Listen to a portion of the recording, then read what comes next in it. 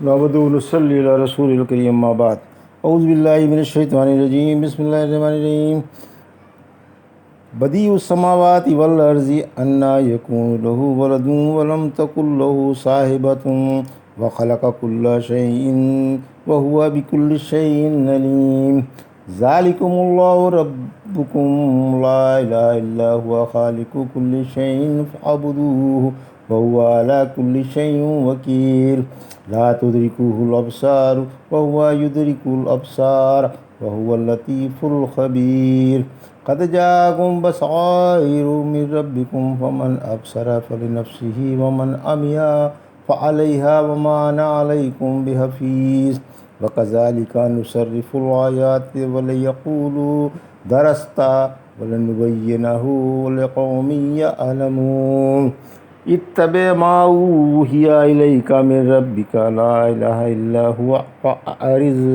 عن المشرکین ولو شاء اللہ ما اشرکوا وما جعلناک علیہم حفیظا وما انت علیہم بوکیل۔ ابھی آپ نے سورہ انعام کی آیت 101 سے 107 تک کی تلاوت سماعت فرمائی۔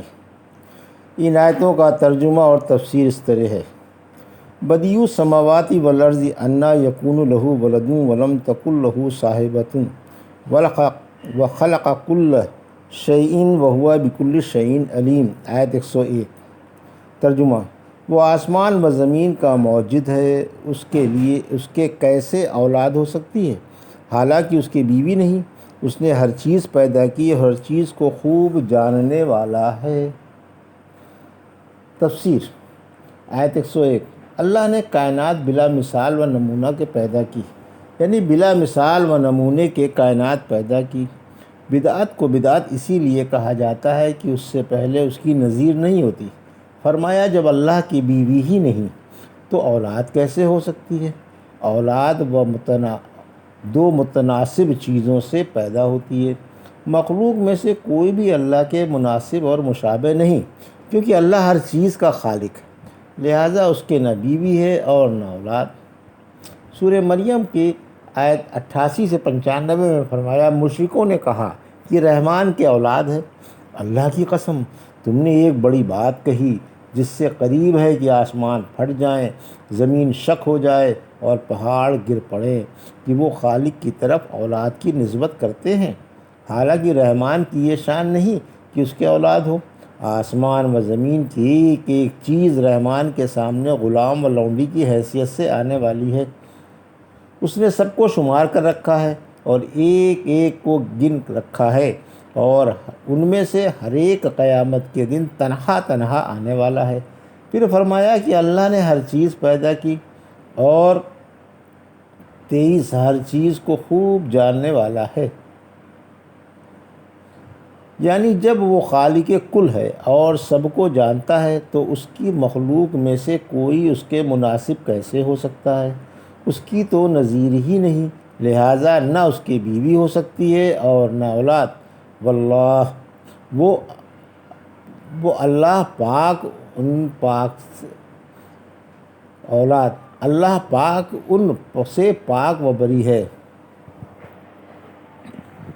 ذالکم اللہ ربکم لا الہ الا هو خالق کل شیء فاعبدوہ وہو علی کل شیء وکیل۔ آیت 102: لا تدرکہ الابصار وہو یدرک الابصار وہو اللطیف الخبیر۔ آیت 103۔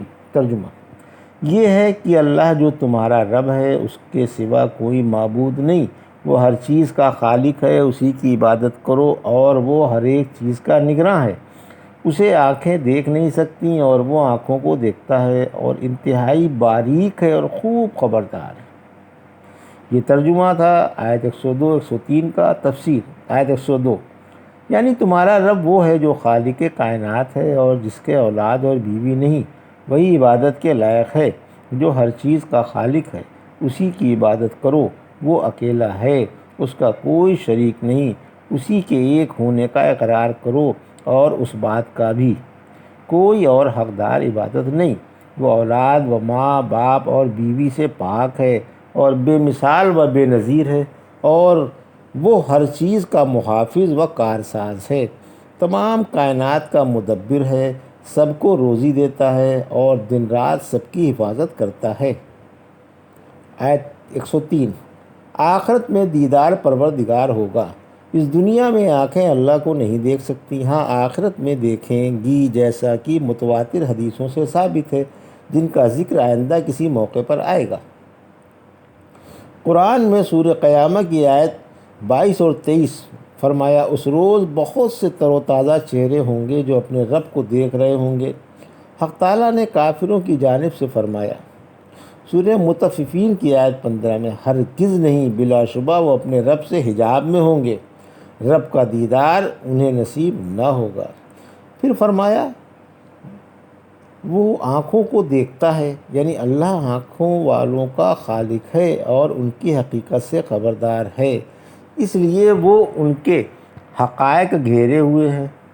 سورہ ملک کی آیت 14 میں فرمایا، دیکھو جس نے پیدا کیا وہ جانتا ہے، وہی باریک بین و خبردار ہے۔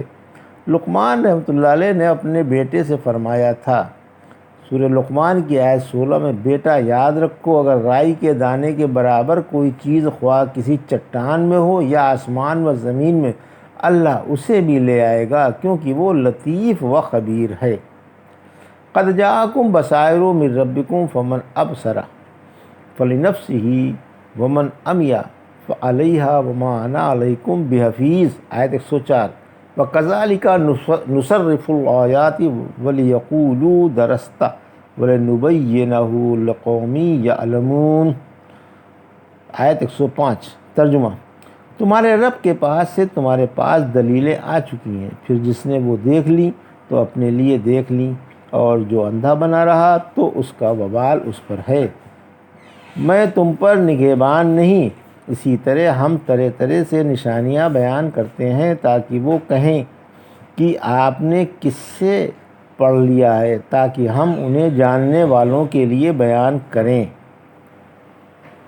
یہ ترجمہ تھا آیت 104 105 کا۔ تفسیر، بصائر کی تفسیر۔ آیت 104، بصائر سے کتاب و سنت کے دلائل مراد ہیں۔ ابصرہ فلنفسی، اور فرمایا فمن اہتدی فانما یہتدی لنفسہ وما ضل فانما یضل علیہا کی طرح ہے، یعنی راہ پانے کا فائدہ راہ پانے والوں کو ہوگا اور گمراہی کا وبال گمراہوں پر پڑے گا۔ اسی وجہ سے بصائر کو بیان کر کے فرمایا کہ جو اندھا بنا رہا اس کی سزا وہ خود بھگتے گا۔ سورہ حج کی آیت 46 میں فرمایا، آنکھیں اندھی نہیں ہوتی بلکہ سینوں کے دل اندھے ہو جاتے ہیں۔ پھر فرمایا کہ میں تم پر کوتوال نہیں، میں تو صرف ایک مبلغ ہوں، ہدایت و گمراہی اللہ کے اختیار میں ہے۔ آیت 105۔ جس طرح ہم نے اس صورت میں تفصیل سے توحید کا بیان کیا ہے، اسی طرح ہم آیتوں کو پوری تفصیل سے بیان کرتے ہیں تاکہ جاہلوں کی جہالت دور ہو جائے اور جھٹلانے والے مشرک اور کافر کہیں کہ یہ باتیں معلوم ہوتی ہیں، آپ نے اپنے سے پہلوں یعنی اہل کتاب سے پڑھیں اور سیکھی ہیں۔ خواہش کے مطابق معجزے کی درخواست عذاب کو طلب کرنا ہے۔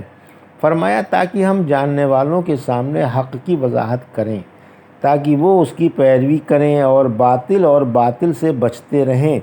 ان کے گمراہ کرنے میں اور ان کے لیے ہدایت دینے میں اللہ کی حکمت بالغہ کار فرما ہے۔ سورہ بقرہ کی آیت 26 میں فرمایا، اس قرآن سے اللہ بہت سے لوگوں کو گمراہ کر دیتا ہے اور بہت سوں کو راہ راست پر لے آتا ہے۔ سورہ حج کی آیت 53-54 میں فرمایا، تاکہ القا شیطانی کو ان کے لیے فتنہ بنا دے جن کے دلوں میں بیماری ہے اور جو سنگ دل ہیں، واقعی ظالم سخت مخالفت میں ہیں، اور تاکہ جنہیں سمجھ ملی ہے وہ یقین کر لیں کہ یہ بات آپ کے رب کی طرف سے حق ہے۔ اتبع ما اوحی الیک من ربک لا الہ الا هو واعرض عن المشرکین، آیت 106۔ وَلَوْ شَاءَ اللَّهُ مَا أَشْرَكُوا وَمَا جَعَلْنَاكَ عَلَيْهِمْ حَفِيظًا وَمَا أَنْتَ عَلَيْهِمْ بِوَكِيلٍ، آیت 107۔ ترجمہ، آپ اس وحی کی پیروی کریں جو آپ پر آپ کے رب کی طرف سے آتی ہے، جس کے سوا کوئی حقدار عبادت نہیں، اور مشرکوں سے اعراض کریں اگر اللہ کو منظور ہوتا تو یہ شرک نہ کرتے، ہم نے آپ کو ان پر نگراں نہیں بنایا اور آپ ان پر حاکم نہیں ہیں۔ یہ ترجمہ تھا آیت 105 106 کا۔ تفسیر آیت 106، مسلمانوں کو وحی کی پیروی کرنے کا حکم۔ حق تعالیٰ اپنے رسول کو اور ایمان والوں کو حکم فرما رہا ہے کہ وحی کی پیروی کرو اور اسی کے مطابق عمل کرو، کیونکہ وحی برحق ہے، اس میں ذرا بھی شبہ نہیں، کیونکہ وہ اس کے پاس سے آتی ہے جس کے سوا کوئی عبادت کے لائق نہیں، اور مشرکوں کو معاف کرو اور ان کی ایذا برداشت کر لو جب تک آپ کے ہاتھ میں اللہ کی مدد کے ساتھ اقتدار کی باغ ڈور نہ آئے اور آپ فتح و ظفر کی شادمانی سے مالا مال نہ ہوں۔ گمراہوں کو گمراہ کرنے میں اللہ کی حکمت کار فرما ہے، کیونکہ اگر وہ چاہتا تو تمام لوگوں کو ہدایت پر جمع فرما دیتا۔ آیت 107، شرک بھی اللہ کی مشیت و حکمت پر موقوف ہے۔ اگر اللہ چاہتا مشرک شرک نہ کرتے، لیکن اس کے ہر کام میں حکمت کار فرما ہے، اس کے کاموں میں کوئی دم نہیں مار سکتا، اور وہ مخلوق کے ایک ایک کام سے باز پرس کرنے والا ہے۔ ہم نے آپ کو لوگوں پر محافظ نہیں بنایا کہ آپ ان کے اقوال و افعال کی نگرانی کریں، اور آپ ان کی روزیوں پر اور دیگر کاموں پر حاکم نہیں، آپ کے ذمے صرف تبلیغ ہے۔ سورہ غاشیہ کی آیت 21-22 میں فرمایا، آپ نصیحت ہی کرتے رہیں کیونکہ آپ صرف نصیحت کرنے والے ہیں، آپ لوگوں پر داروغہ نہیں۔ سورہ رعد کی آیت 40 میں فرمایا، آپ کے ذمے تبلیغ ہے اور ہم پر حساب ہے، آپ تبلیغ کرتے رہیں، ہم آپ ہی ان سے نپٹ لیں گے۔ یہ تھا سورہ انعام کی آیت 101 سے 107 تک کا ترجمہ اور تفسیر جو ابھی آپ نے سماعت فرمائی۔ بارک اللہ لی و لکم فی القرآن الحکیم و نفعنا ایاکم بآیات الذکر الحکیم۔